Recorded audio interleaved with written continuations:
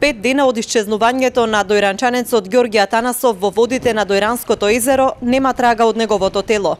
Ѓорги во петокот попладне заминал кон езерото со својот чамец, а последен пат го слушнале жителите од крајезерските куќи како довикува помош околу 17 часот, но поради темнината луѓето кои притрчале да му помогнат не можеле навреме да го лоцираат. Јас не знаех, ми кажа комшите не ме отиде човекот во езерото бил на риби да лове.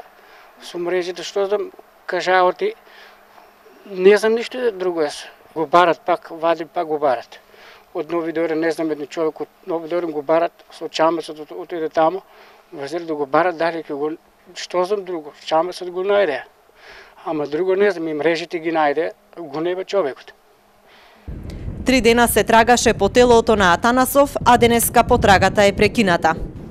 Од МВР велат дека норкачите од специјалните единици вчера се повлекле, бидејќи е пронајден чамецот и денеска ќе се врши снимање на местото каде што била пронајдена мрежата и чамецот на рибарот. По неговото тело ќе се трага во наредните денови.